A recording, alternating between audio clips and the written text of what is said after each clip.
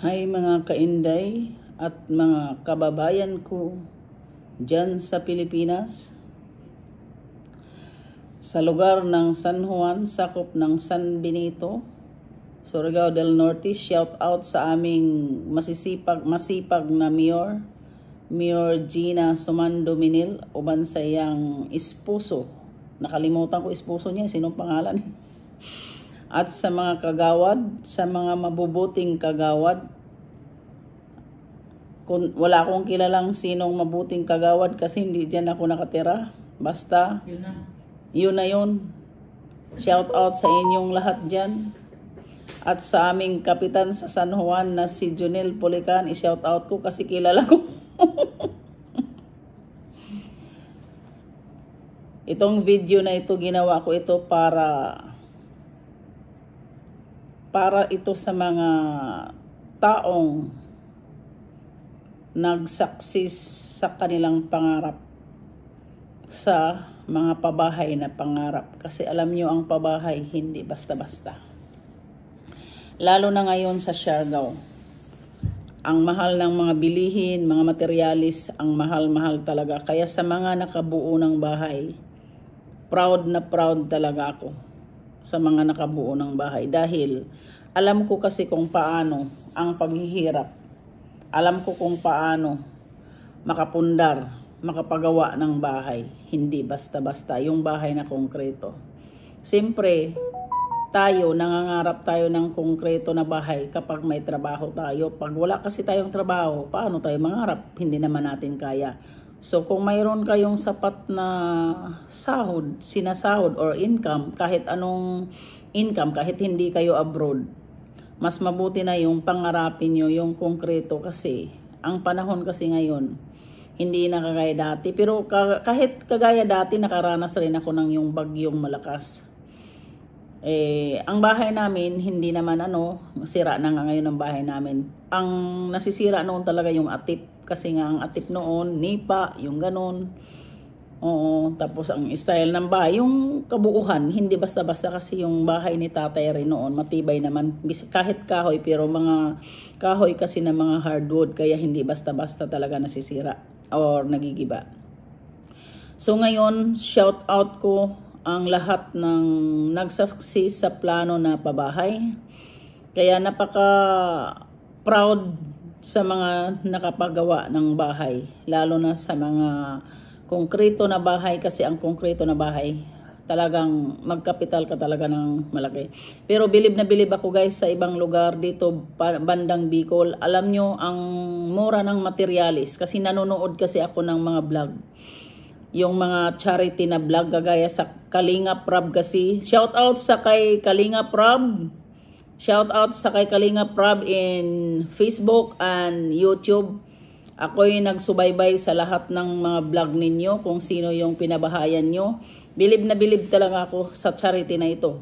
Kalinga Prab, kay sa founder na sino yun, nakalimutan ko, Matubang, si Val Matubang. Si Val Matubang na founder,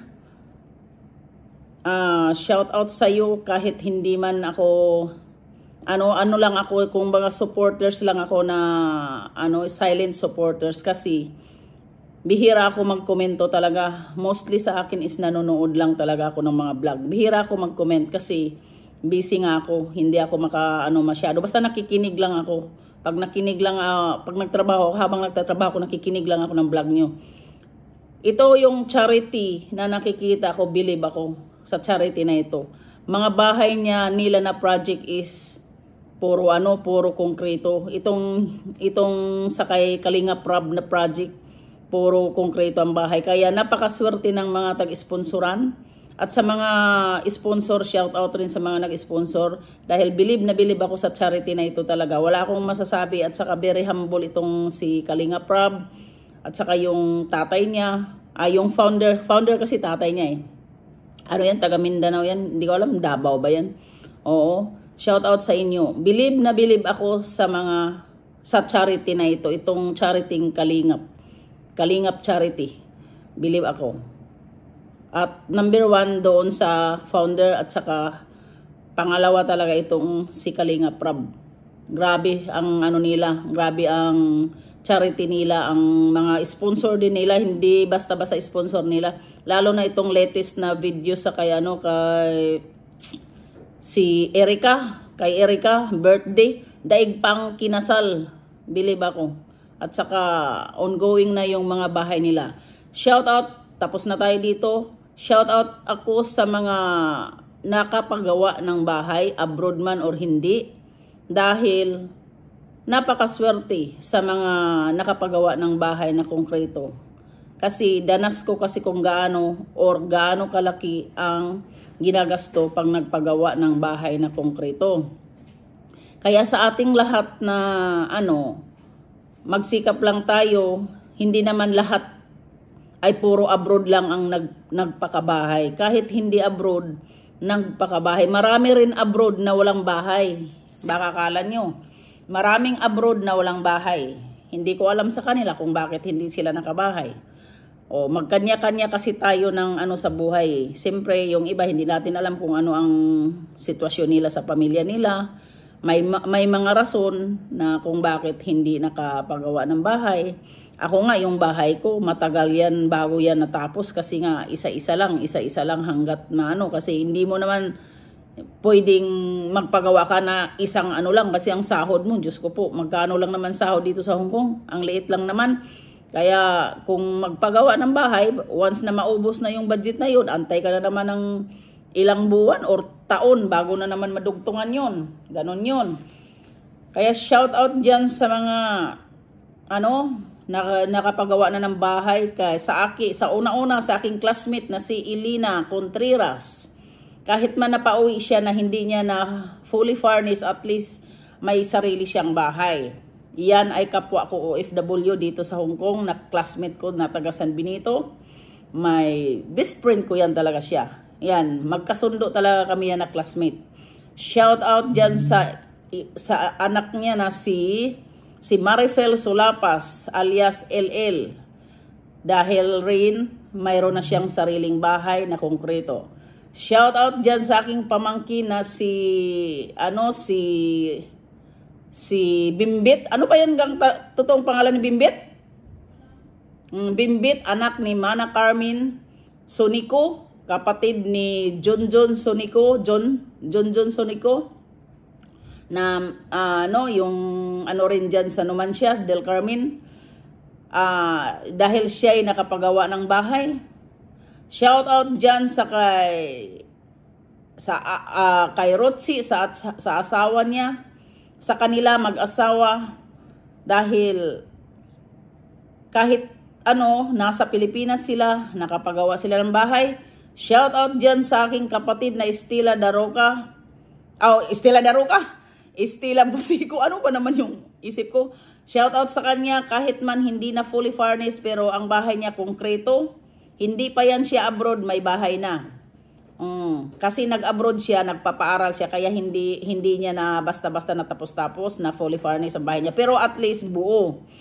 Shout out dyan sa aking kapatid ni Salvio Dagangon, na siya rin ay nakapabahay kahit sa pinobre, hinay-hinay, pero ang bahay ay kahit papano na buo at konkreto. Shout out dyan sa sino pa ito?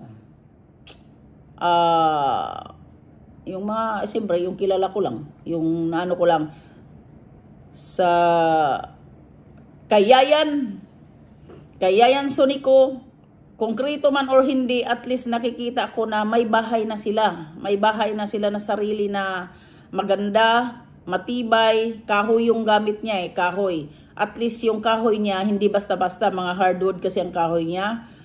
Ay natutuwa ako na may kanya-kanya na bang bahay. At shout out dyan sa aking anak na si Leonibet Daroca, nandito katabi ko. Dahil kahit ang bahay niya ganun pa, pero at least nakikita ko na paunti-unti na. Kasi nga naman sa sitwasyon namin, maggaano lang ang sweldo namin dito.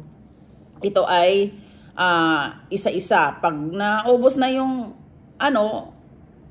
pagpagawa na hindi pa tapos, pahinga muna kasi pag-ipunan na naman, ganun yon. Kaya Shout out ako diyan mga mga ganon nakapagawa, believe ako sa mga nakagawa ng bahay na na nagkakaroon ng sarili. Shout out ako diyan sa aking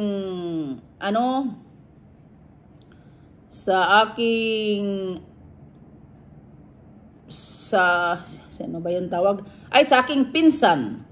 Sa aking pinsan na si Madeline Erino Dolar, na mama ni Makoy Palaboy, na kahit marami yan pera pero hindi lang yan nagpapagawa ng konkreto, pero maganda bahay nila. Nakikita ko kasi sa video ang bahay nila. Hindi na kasi ako nakakauwi guys, matagal na 14 years na hindi ako nakauwi, kaya nakikita ko na lang sa mga video, sa mga vlog ang mga sitwasyon dyan sa Pilipinas, sa lugar namin, kaya wala akong ang putla. Kaya nagsa-shoutout na lang ako kasi believe ako sa mga ganon na nakapagawa sila ng bahay na mga yung bahay ba na masasabi nating pangmatagalan na bahay. Kasi sa part ko naman, ako, kung bakit anong dahilan na gusto ko pa magtrabaho, dahil nandito na ako, binigyan ako ng pagkakataon ng ating mahal na Diyos na nasa langit. Binigyan ako ng pagkakataon. Kaya hindi naman habang buhay yung trabaho ko dito. Kaya hanggat mayroon pang trabaho, hindi pa ako inayawan at mas lalong kailangan ako ngayon, kaya nagtatrabaho ako. Kasi alam nyo, yun bang ang buhay natin noon na mahirap, tapos binigyan tayo ng pagkakataon ng Diyos, wag natin sayangin.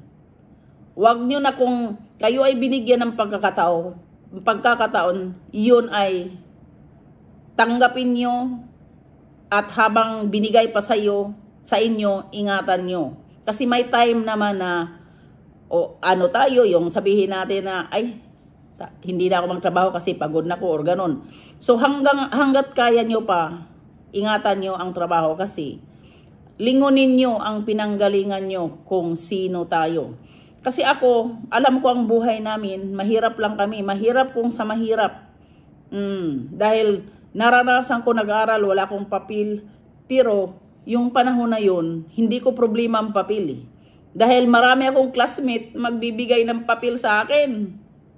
Yung mga classmate ko, taga San Benito, una-una talaga na hindi ko makalimutan, nasa langit na siya, yung si Alejandro Glimani. Yun, grabe yun sa makasupport sa akin yung mga papel-papel.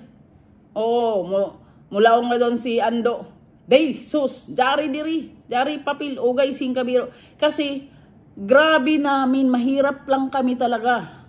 Mahirap kami, hindi kami mayaman. Pero, hindi ako yung kung porket mahirap kami, sige, go lang ako. Hindi man ako nakapagtapos, dahilan sa, yung ayoko.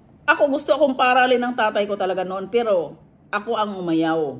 Ang sabi ko sa tatay ko, ayoko na kasi bukid lang kami. Ayoko na magbakutot ka sa bukid para lang makapag-aral ako or kami. Ako ang magdesisyon, hindi ako mag-aaral. Dahil sabi ko, mag-aral man ako o makatapos man ako or hindi, sabi ko, alam ko sa sarili ko, kaya ko ang kinabukasan ng pamilya ko, kaya kong gampanan. Sabi ko, alam ko sa sarili ko na kaya ko. Kaya sabi ko sa tatay ko, hindi ako mag-aaral. Ayokong makikita ka na nandoon ka sa bukid, may edad ka na. Kasi siyempre may edad na siya May edad ka na, tapos nandoon ka pa sa bukid para lang makapag-aral ako. Ako hindi. Ako ang magsabi, hindi ako mag-aaral. Ako ang nagsabi sa tatay ko, ayoko mag-aaral. Sabi ko, bahala na ako magsikap kung ano para sa pamilya ko. Huwag mong iisipin yung kinabukasan ko or kinabukasan ng pamilya ko, kasi alam ko sa sarili ko na kaya ko. Yun lang ang masasabi ko. Kaya maswerte ang mga anak ngayon na maluwag sila, nag-aaral sila, lahat mabibili. Maswerte sila talaga. Napakaswerte nila talaga. Kasi hindi ko yun naranasan nung araw. Tapos, ang uniforme ko noon, isang pares lang. Pag inulan, kailangan labahan tapos isampay. Tuwing Christmas, wala akong bago yan. Pero hindi ako yung naiinggit ako sa iba kasi sila may bago. Tuwing okasyon, may bago. Tuwing mayroong kaming mga induction ba sa classroom, general, may mga bago. Ako hindi. Wala akong bago yan. Pero hindi ako nag-ano kasi alam ko ang buhay namin mahirap lang alangan nang unahin pa yung mas mabuti yung pagkain ang unahin. Tapos, ang layo lakarin namin from San Juan to San Benito, yan sa una gingot pa yan or mga damo-damo pa yan yung daanan noon, hindi kagaya ngayon ang Siargao. Mga damo-damo yan pero wala kaming reklamo. Ang saya-saya namin maglakad, magpunta ng school, pag uwi rin masaya rin kami kasi marami kami. Tapos pag nagutom pa kami yan, may makita kaming niyog na hulog. Ay naku, yan ay biyakin namin yan at kakainin namin yan. Ganon ang buhay noon ng mga estudyante. Kaya ngayon, iba ang estudyante ngayon at napakaswerte ng mga estudyante ngayon talaga. Napakaswerte nila lahat maibigay ng mga magulang. Kaya advice ko sa mga nag-aaral ngayon, kung kayo ay pinaaral ng magulang nyo at lahat ng pangangailangan sa school ay hindi kayo pinagdamutan, mag-aral kayo ng mabuti. Kasi yan ay para lang sa inyo. Hindi yan pwedeng maagaw ng iba. Kahit sa pamilya ko wala namang nag-success sa pag-aaral, pero iyon, tanggap ko yun. Hindi ako dahil kung yun ay para sa pamilya ko anong magagawa ko? As long ang advice ko sa pamilya ko, mga anak ko, nakatapos man kayo or hindi, basta kayo kumayod, hindi kayo maghihirap.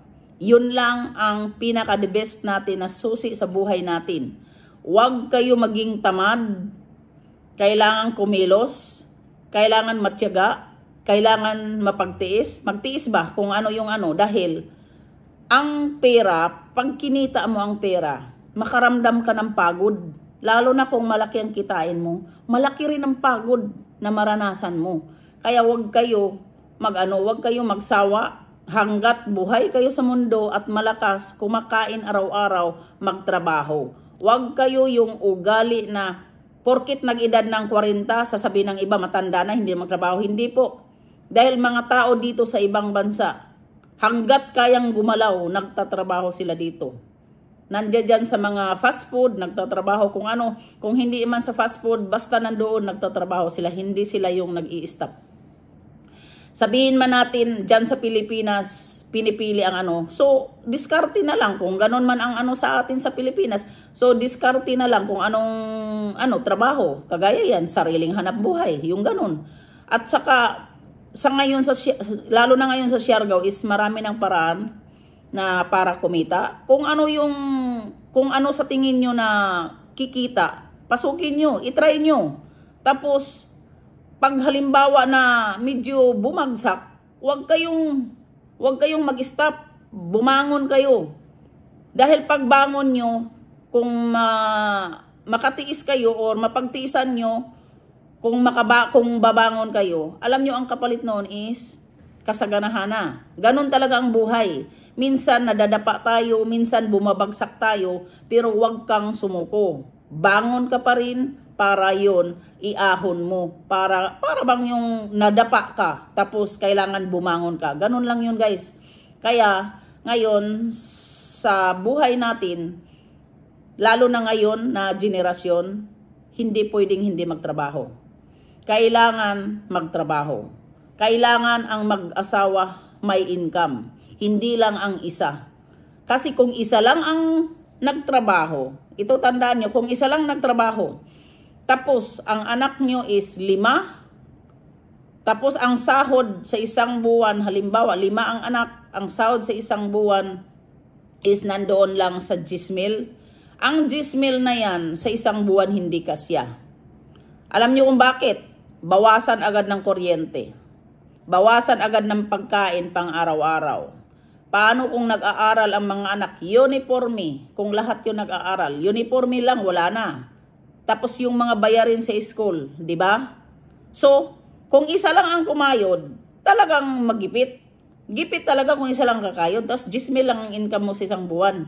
So, kailangan, kahit man halimbawa, ang isa nagtrabaho, kahit man ang isa nasa bahay, ikaw na sa bahay, diskarte ka, mag-isip ka, ano kayang trabaho ko na para mag-income ako kasi ang income ng asawa ko is kulang.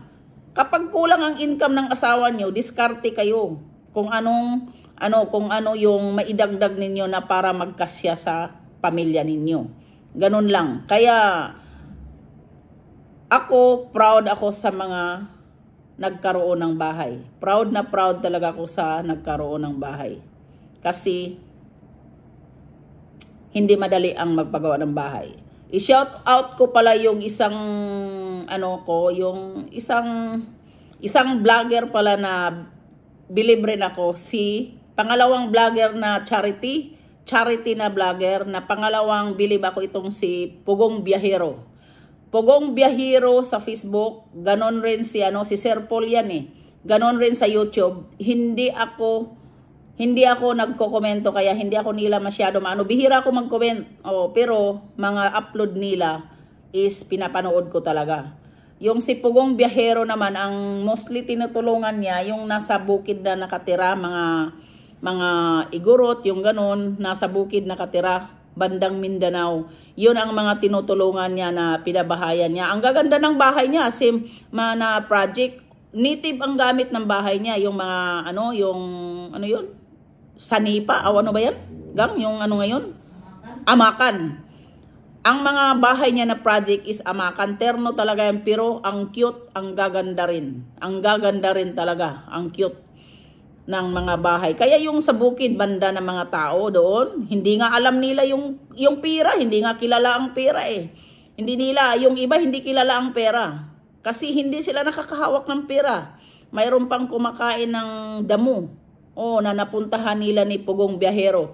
Shout out kay Pugong Biyahero na charity. Believe ako sa inyo rin na charity.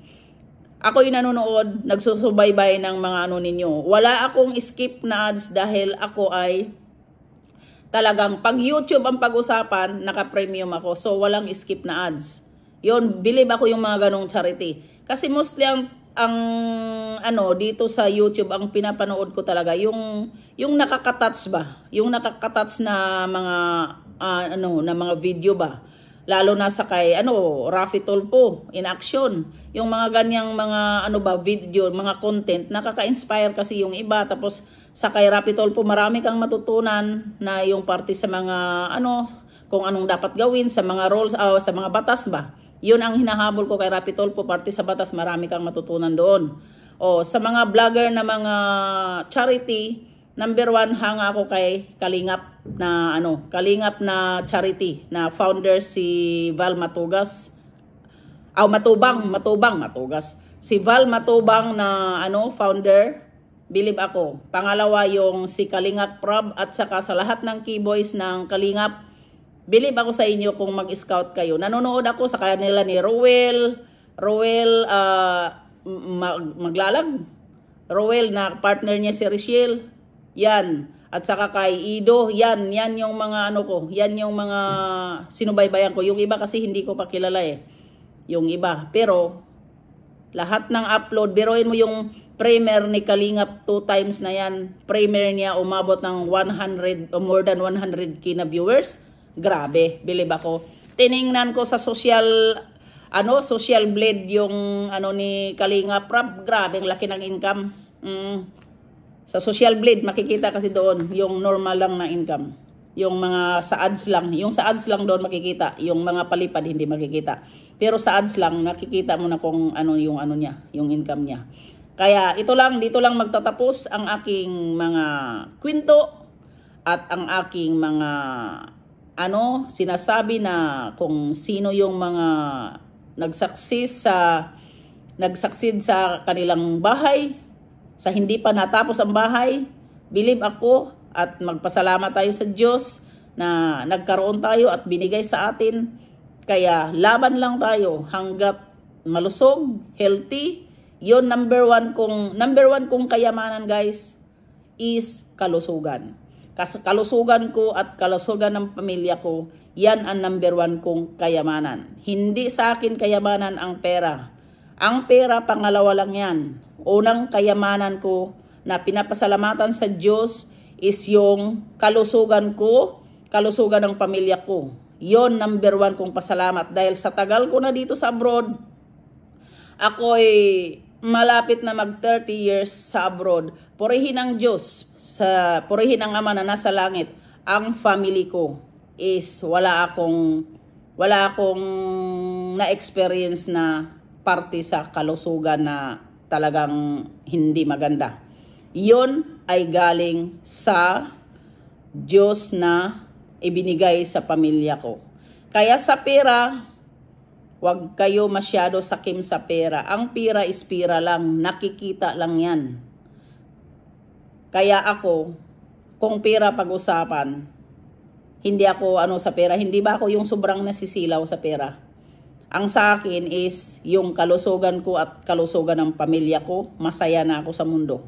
Kaya maraming salamat sa inyo, salamat rin sa mga nanonood sa aking content dahil kung wala kayo, wala rin views yung mga video ko sa Facebook. Sa YouTube, bihira lang ako nag-upload sa YouTube. Maraming salamat sa mga nag-follow sa akin. Bye-bye, I love you.